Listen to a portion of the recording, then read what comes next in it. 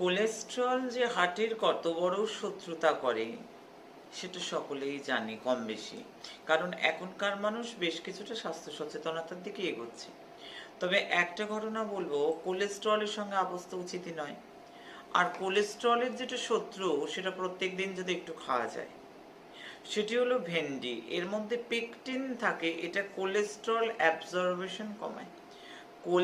Cholesterol absorption কমালে কি হয়? কোলেস্টেরলের পরিমাণটা কমতে থাকে। কোলেস্টেরলের শত্রু বলা যেতে পারে। আর যাদের মাত্রাতিরিক্ত কোলেস্টেরল হয়ে গেছে, এটা তো হার্টের ঝুঁকি বাড়ায়, স্ট্রোকের ঝুঁকি বাড়ায়, হার্ট অ্যাটাকের ঝুঁকি বাড়ায়। তাই তখন কি করতে হবে? মা রূপময়ী কোলেস্টেরল কেয়ার। এটা কোনো টাকা লাগে না, পয়সা লাগে না। মানুষ বাজার এনে দিলে বানিয়ে দেয়। আমি তোমাদের পাতানো নয়, বানানো নয়, নিজের মা। এ তোমাদের নিজের মা, ঘরের মা। ঘরের মা রান্না করলে কি কেউ টাকা দেয়?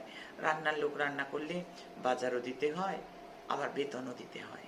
তাই এ তোমাদের নিজের মা। ভেন্ডিটা প্রত্যেক দিন রাখো, নিয়মিত খাও, শরীর ভালো থাকবে। অর্শরোগীদের জন্য বেশ ভালো হবে।